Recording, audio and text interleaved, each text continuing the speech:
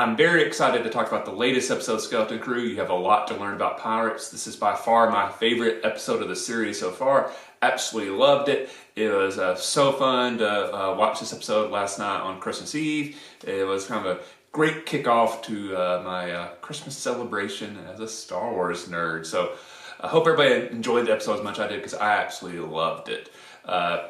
Start off the episode, I'm really glad got back to the parents. I definitely missed that in episode 4, and I was kind of hoping we'd get back to that where we get a little glimpse of what's going on in the parents.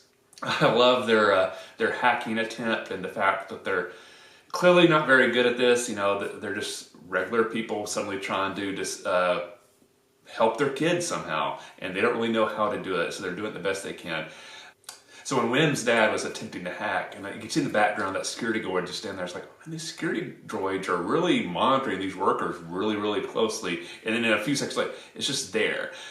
Now, what I'm kind of curious about, are the security droids kind of monitoring Wim's dad so closely because they know, like, oh, we've had this episode with the kids, the parents might try to do something, let's keep a close eye on them?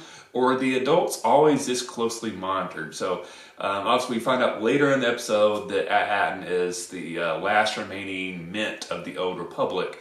But that doesn't still really explain what everybody's doing now with, like, their desk job. Everybody's doing these computer jobs. What are they working on that they have to be monitored so closely? I'm very curious as we learn more about what's going on that side. But I really enjoyed that little glimpse back to see that they're still trying to figure out how they can help their kids. And I'm hoping as the series goes on, we get more and more of the parents. So we kind of get a little bit of the mystery from the parent side and the kid side. On the kid side, we get to go back to the former headquarters, the secret lair of the pirate that we learned was the captain of this ship, Captain Renaud, that we learned from SM-33. I loved it when we get to the secret lair and it turns out to be like an all-inclusive resort, which very much mirrors what's happened in our own world. All these famous islands in the Caribbean that were definitely the haunts of all these famous pirates and stuff like that. They're now mainly huge tourist attractions, so I love that this has also happened in Star Wars, that an area that used to be this notorious pirate hangout is now an all-inclusive resort. So I thought that was very fun, and it made for a good setting for the episode, but also added a lot of humor without not taking away from the situation. Really enjoyed it. Also kind of obviously this series has been echoing a lot of stuff that happens in other stuff like E.T., The Goonies, just to name a few, but it also reminded me of the moment in The Goonies specifically where the kids are starting their adventure and they go to this old abandoned restaurant, and the start of the tunnels are beneath that. I thought that was kind of a little bit of small echo of what we saw in this episode. Get into the tunnels, searching for this secret lair. All the booby traps obviously remind me, again, Goonies, Indiana Jones. Loved it. I loved the little gag with the laser. The only reason that the kids weren't beheaded is because they were too short for it. Not a funny little moment, but also that made sense. I love during this adventures in the tunnels, you also get a better sense of who Jod is. And we definitely get foreshadowing from the episode title, but you see what Jod and other pirates really value when we get to the acid trap, and the kids give the answer what they think is most important, is being alive. And Jod like, oh, you're fools, pirates don't value life. What do they value? It's like, oh, we have treasure. And it looks like the kids forget, like, oh, Jod's actually a pirate too. They've been told throughout the series, you don't need to trust Jod. And I think they've been definitely keeping that serious, but at the same time, maybe not serious enough, because obviously just in a few minutes, Jod backstabs them. But when we finally get inside after the acid trip and we see all the hidden treasures, that was awesome. Super looking forward to Star Wars Explained doing a video where Alex reveals all the Easter eggs. I'm sure there's going to be a lot of really cool stuff in there. I loved how so much of the stuff in there was booby-trapped, and the kids were actually doing a good job of actually paying attention and not triggering stuff. I'm very, very interested in learning more about this Captain Renaud. Very interesting character. Honestly, if they'd shown his face in that video, I think, oh, cool, they've kind of wrapped up the mystery of who ship this was, how the ship ended up on Atten. But the fact when they showed that captain's log and his face was obscured, I think, like, there's some reason they did that they didn't want you to see that.